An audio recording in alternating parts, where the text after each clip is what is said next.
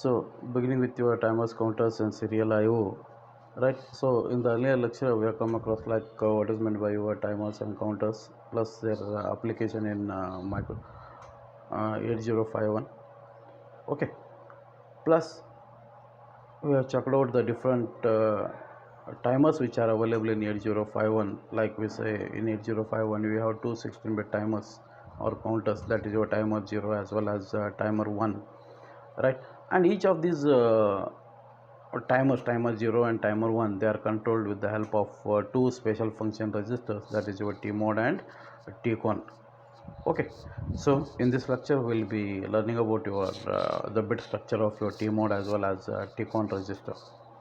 Okay, so beginning with your tmod register, the various operating modes of both the timers t0 and t1 are set by 8-bit registers called as timer control register, that is your tmod register. So tmod is a 8-bit register which is byte addressable, and its internal address is 89. Okay, the internal RAM address of your tmod register, it is 89.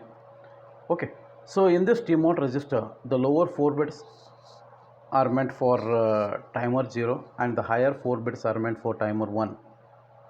In each case, the lower 2 bits are used to set the timer mode and the upper 2 bits are used to specify the operation. Okay, so this is a bit structure of your tmod register. Okay, so the lower 4 bits are dedicated for timer 0 and the higher 4 bits are dedicated for timer 1. So both the higher as well as the lower 4 bits, they are identical, right? So we have the bit that the gate. So when trx in a tcon is set and gate is 1, timer or counter, either it may be timer or counter 0 or 1, will run only when int interrupt pin either 0 or 1 is high. So depending upon which has been used, either interrupt 0 or interrupt 1. Okay, means when trx bit in the tcon register is set to 1 and if gate signal is made as 1, then the timer or counter will count only when the external interrupt pins either int 0 for timer 0 and int 1 for timer 1. Okay, if it is held high, means whatever the counting operation of your timer or your counter is there, it is entirely in the control of the hardware. So when gate is made as 0, the gate bit, okay, either of your timer 0 or timer 1, if it is made as 0, then your timer or counter will run only when trx, the trx bit either tr0 or tr1, if it is made as 1, means in this case entirely, okay, now the control of your timers or counter is in the software. We have the next bit, that is c or t bar. Okay, timer or counter selector.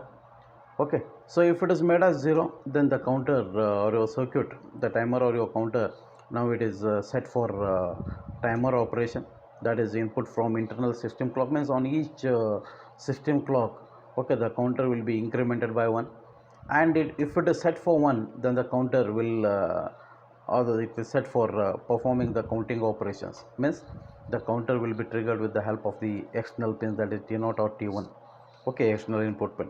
Means depending upon this bit, okay, now the counters or your timer, they will decide whether it has to work as a counter or it has to work as a timer. Means whether it has to be, the counter has to be incremented with respect to the system clock, or it has to be incremented with respect to the external clock input which is applied on t0 or t1 input. And the lower two bits, that is m0 and m1, they decide the mode selector, in which mode your timer or counter it has to work. Okay, so if the bits are made as 0 0, m0 and m1, if it is 0 0, then it will work as a 13-bit timer or a 13-bit counter. If it is 0 1, if m1 is 0 and m0 is 1, okay, then it will work in mode 1, that it will work as a 16-bit timer or counter. If the bits are made as 1 0, then it will work in mode 2, okay, that is 8-bit auto reload timer or counter. So in that case, the higher the count value, okay, whatever the 8-bit count value, the initial value which is loaded, okay, it will be held by your th register. Okay, means the value which has to be loaded, okay, Okay, it will be held by your TH register, and automatically after recycling back, or when the counter recycles back or reaches the maximum, okay, then reaches the maximum, that is FF, okay, then the counter value which has been loaded into TH, the initial value which has been loaded into TH will be automatically loaded into the lower byte of your timer register, that is TL, right?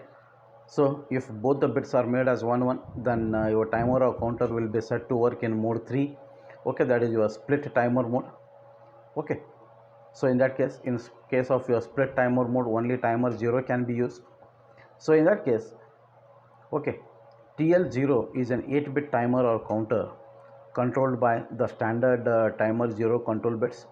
TH0 is an 8-bit timer and is controlled by timer 1 control bits. Means in case if you are setting it in mode 3, okay, then it can work as a 2 8-bit timer and timer or a counter, okay.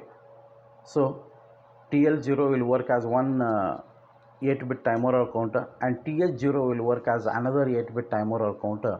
So TL0 is controlled by the control bits of your timer 0, okay, and TH0 is controlled by the timer 1 control bits, right? So in that case, only the timer 1 will be used as a 2 8-bit timer or counter, whereas the counting operation of your timer 1 will be stopped, okay. Means in case of your mode 3, it is valid only for timer 0, as it works as a 2 8-bit timers or counters, whereas timer 1 cannot be used, right? So beginning with your the next special function register, that is TCON, timer control register, okay. From the bit structure you can observe, so as well as, okay, your TCON is a bit addressable register, right? So okay, so the MSB bit, it is labeled as TF1, that is timer 1 overflow flag, timer 1 overflow flag. So when the timer 1 or your counter 1 reaches the maximum value and recycles back to 0, when it reaches the maximum value, then TF1 bit will be set to 1, indicating that the counter has been overflow or it has reached the maximum, okay. Then we have TR1, okay, the next bit, timer 1 run control flag. Then we have the next bit, that is TF0, timer 0 overflow flag, TR0, timer 0 run control flag, right? Then we have IE1. So this bit is set to 1 by the processor when there is an interrupt at INT1, okay. So this bit IE1 will be set to 1 by the processor when there is an interrupt at INT1, and it is cleared by the processor when there is a jump to the ISR of the interrupt 1, okay. Then we have IT1, okay. So set this bit for an interrupt generated by the low level signal at INT1, clear the bit for an interrupt generated by the falling edge at INT1. So this bit IT1, it decides whether your interrupt, it has to be edge triggered or it has to be level triggered. So if it is set to 1, okay, then it is level triggered, means whenever an active low signal appears at your INT1, the processor will be interrupted. Or if it is cleared, if IT1 bit, if it is made as 0, then the interrupt will be generated by the falling edge, means whenever the signal changes from 1 to 0, the interrupt will be generated. Then you have IE0, sorry. So this bit is set to 1 by the processor when there is an interrupt at INT0, okay, and it is cleared by the processor when there is a jump to the ISR of INT0. Means whenever an interrupt occurs at INT0, interrupt 0, external hardware interrupt 0, then the IE bit will be set to 1. And whenever your microcontroller branches to service your interrupt 0, means whenever it branches to the ISR, okay, to service your interrupt type 0 interrupt, that is external hardware interrupt, then automatically the processor will clear the IE bit. Then we have the LSB bit, that is IT0. So whether the interrupt has to be edge triggered or it has to be level triggered, okay, it depends upon the status of your bit. So if IT0 bit, if it is set to 1, then the interrupt will be level triggered, means the interrupt will be generated whenever a active low signal appears at INT0 pin, okay. And if the bit is cleared, then the interrupt will be generated by the following edge at int0.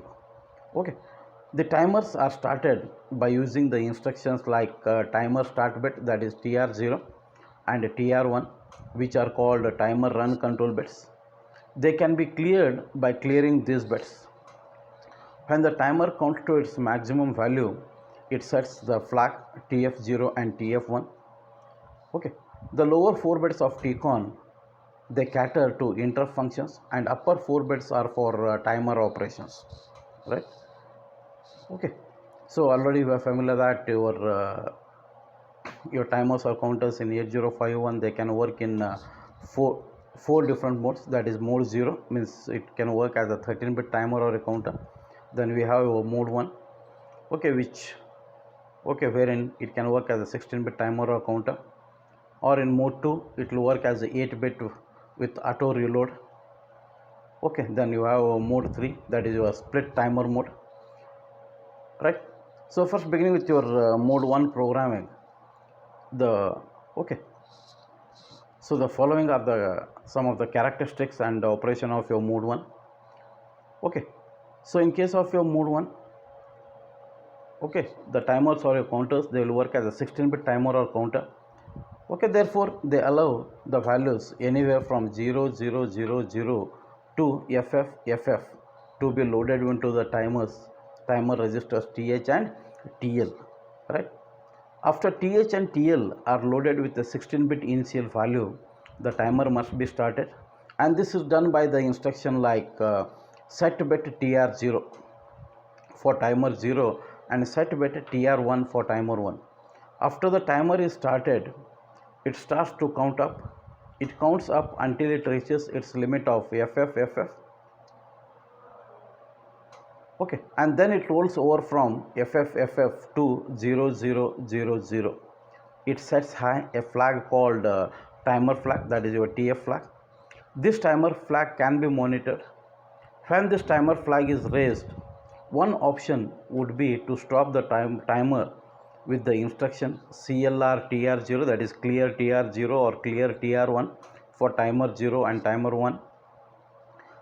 Okay, and it must be noted that each timer has its own timer flag, TF0 for timer 0 and TF1 for timer 1.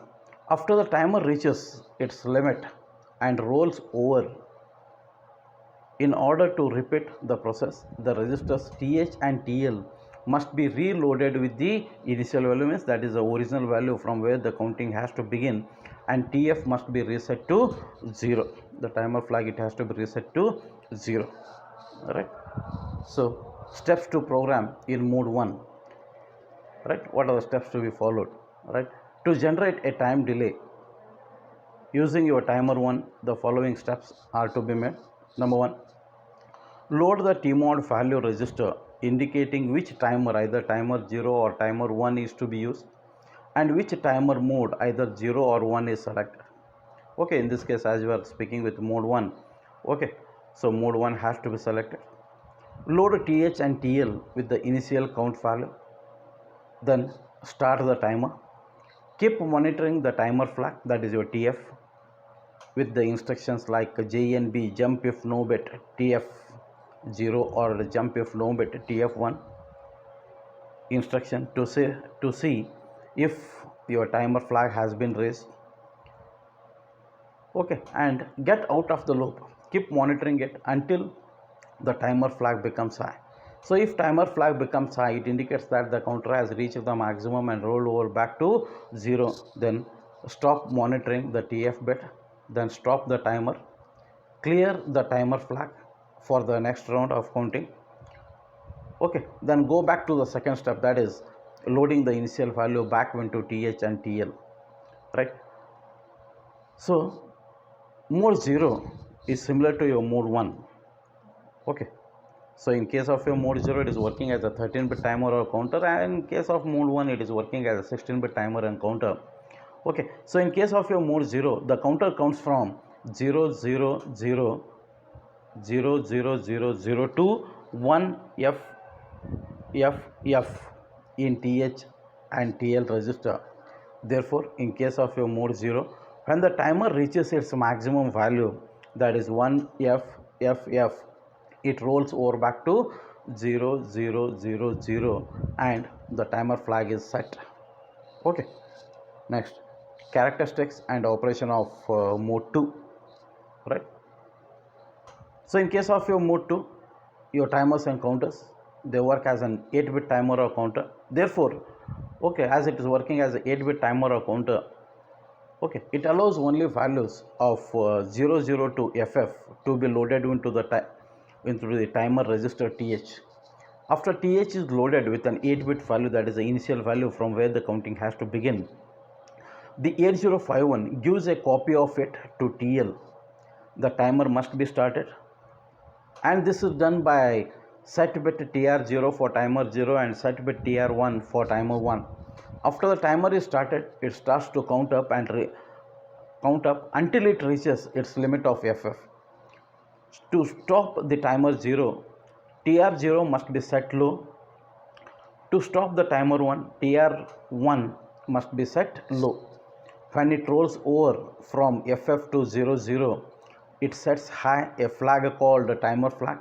Each timer has its own timer flag, TF0 for timer 0 and TF1 for timer 1.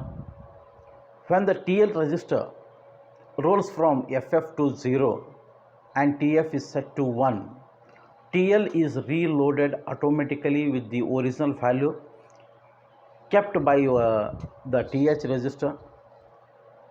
To repeat the process, we must simply clear the TF and let it go without any need by the programmer to reload the original value. So this makes mode 2 an auto reload, in contrast with mode 1, in which the programmer has to load TH and TL, right?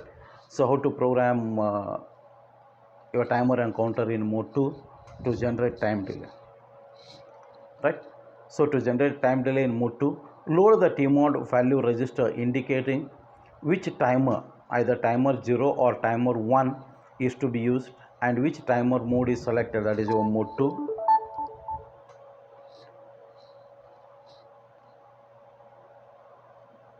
Load register TH with the initial count value, start the timer, keep monitoring the timer flag, get out of the loop when TF becomes high, stop the timer, clear the timer flag for the next round. Okay, go back to step 4 since mode 2 is auto reload, right? So next, coming to difference between your timers and counters, right? So in case of your timers, register is incremented once every machine cycle. Here timer is considered as counter which counts machine cycles. One machine cycle has about 12 clock pulses or oscillator periods. The count rate is about 1 by 12, 1 divided by 12 of your oscillator frequency, whereas in case of your counters, register is incremented in response to, okay, so whenever the clock pulse changes from 1 to 0, means on the falling edge, whenever it makes a transition from high to low, during its transition, okay, the clock pulse which is applied at the external input pin, the counter is incremented. In this function, the external input is sampled during S5 P2 of every machine cycle, right? In case of your timers make use of internal clock signal, whereas counters makes use of external clock signal. Timer is used in delay generation, whereas counters, they are used for event counters. Okay, thank you.